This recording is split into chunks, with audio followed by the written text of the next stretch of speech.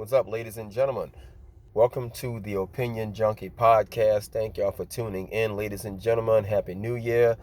I want to jump right into the story. So, there was a story that came out last year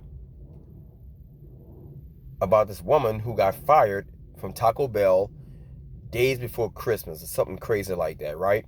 She was the mother of 11 kids, and it was something about that video or the news report that didn't make no sense to me. I kept asking questions. Where are the fathers of these kids? Okay. And she's not on government assistance. How is she financially paying for all these kids? Something about the story didn't add up. And it came out today. I got an article from the HollywoodUnlocked.com. It says, update, mother of 11 who needed a job exposed as a scammer. It's an article by Deja Monet. It says, hey, socialites. Remember the mother of 11 who lost her job before Christmas? Apparently, some Twitter users did their own investigation and said she made up the entire story. We previously reported that the Memphis resident Jessica Sumlin lost her job before Christmas and recently left her 12-year position at Taco Bell due to a high-risk pregnancy. So come to find out, she was fired from Taco Bell for stealing.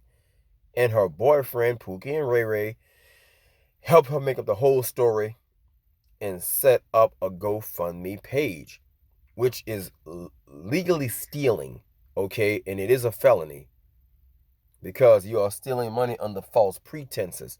I think they call it collusion. Correct me if I'm wrong.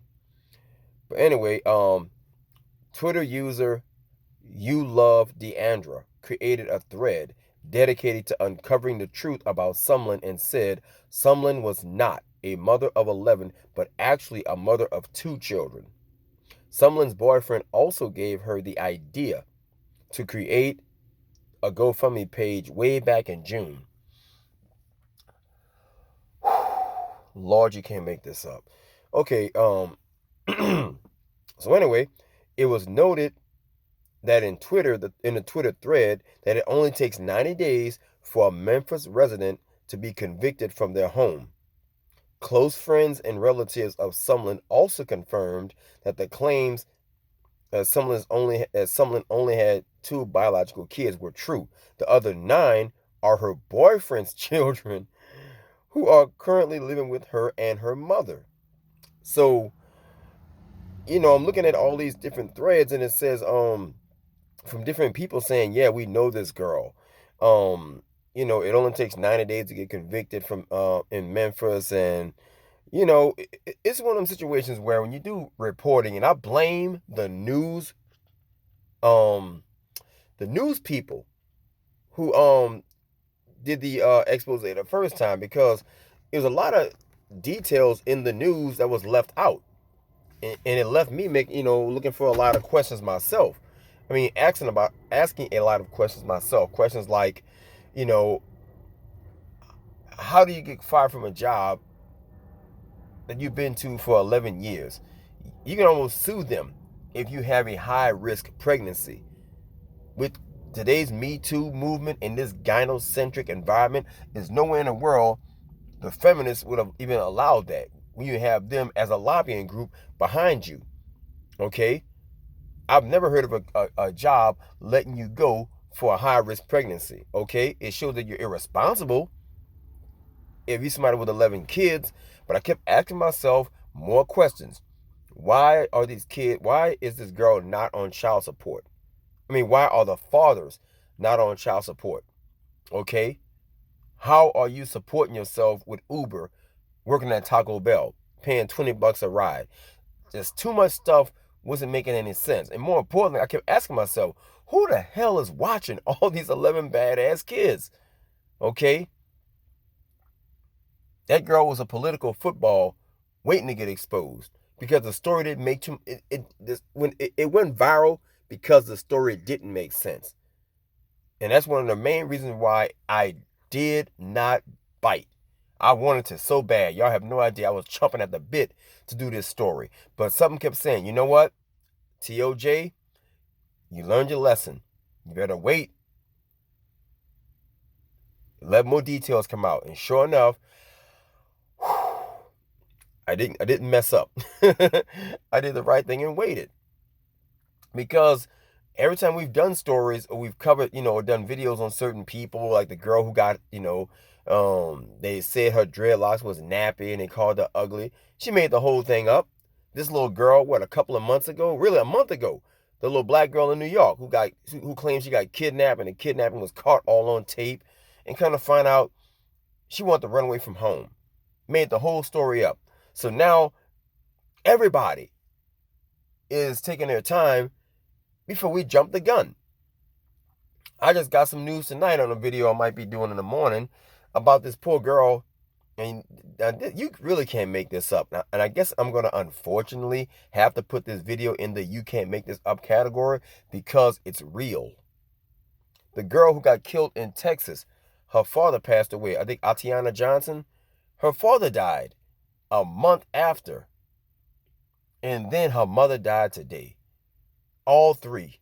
That is the most tragic story. You can't even make it up. But I want to get, my notes and my details down. Anyway, guys, that's all I want to say about this video, man. I mean, about this stupid ass girl. I think she's going to face charges now because the story went too viral. Okay, and I don't know if there's any money on the GoFundMe page yet. I haven't looked it up, but I'm just want to put it out there that you have to do the due diligence when you're reporting these stories, because unfortunately you will be one of those people doing what they call an update to your story about this idiot. And honestly, bro, I'm gonna say it again.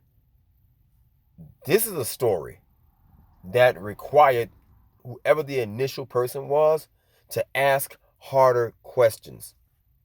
You would have to ask harder questions, but because it is a single black mom with 1,000 kids, you look like the bad guy for asking the tough questions. You become an Uncle Tom. You become a coon. Okay, if you say, well, this poor black woman, got 11 kids, and this poor thing got a fresh baby after, what I'm saying, after all these pregnancies. And I kept asking myself a question, and let me see if y'all with me on this.